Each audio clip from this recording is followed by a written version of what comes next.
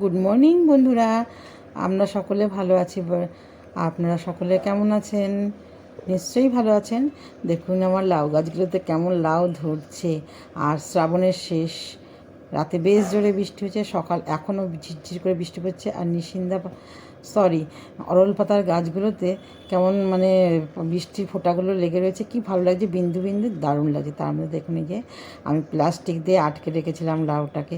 কেন বলুন তো, ছোটো ছোটো পোকা যখন হচ্ছিলো সেই কামড়ে কামড়ে ফুটো ফুটো করে দিচ্ছিলো, ওই জন্য প্লাস্টিক দিয়ে আটকে রেখেছিলাম।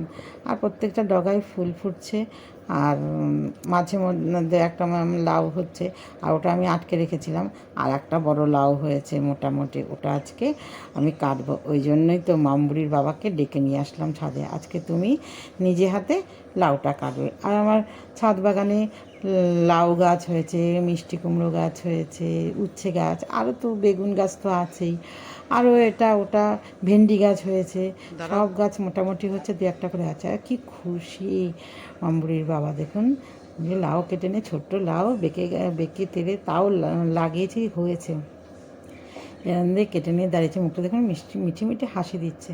নিয়ে চলে এসেছি ঘরে, এবার এটা কাটবো, কেটে সবাইকে দেবো। আর সবাইকেই বলেছি মুগ ডাল দিয়ে লাউ দিয়ে খেতে, এদিকে তো আর ঘন্ট হবে না, দারুণ লাগছিলো খেতে।